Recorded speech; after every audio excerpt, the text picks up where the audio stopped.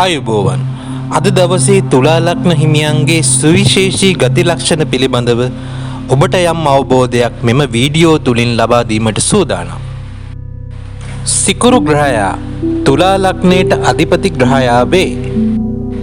යහපත් ගති පැවතුම් හා සමාජ ඇසුරක් ඇති මොවුන් ආගමික භක්තිය ඇති පිරිසකි.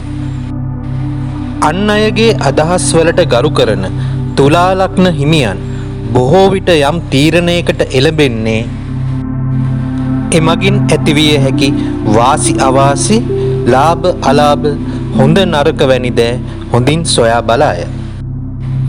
මොවුන් බොහෝ විට පෞල් ජීවිතය හා රැකියාව සමබරව ගෙන යාමට උත්සාහ දරයි.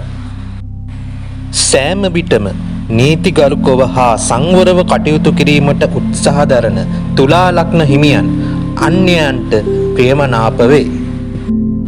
තුලා ලග්න හිමියන්ගේ සුවිශේෂී ලක්ෂණයක් වන්නේ යම් කාර්යයක් සිදු කිරීමේදී කලබලකාරී බවකින් තොරව වඩාත් පැහැදිලි ලෙස හා පිරිසිදුව එම කාර්ය නිම කිරීමට අවශ්‍ය සෑම ප්‍රයත්නයක්ම දැරීමයි.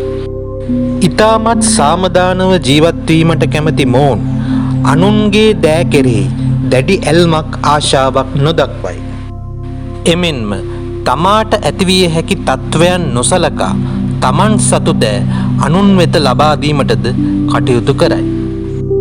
තුලා ලග්න හිමියන්ගේ විවාහය බොහෝ විට ආදර සම්බන්ධතාවලින් සිදුවන අතර මොවුන් තම සහකාරියට හෝ සහකරුට දැඩි ඇල්මක් දක්වයි. සාමූහිකව සමදතා ගොඩනගා ගනිමින් කටයුතු කිරීමට හැකි තුලා ලග්න හිමියන් දේශපාලනයේ නිරත වන්නේ නම් ඉතාමත් ජනප්‍රිය චරිතයන් බවට පත්වේ.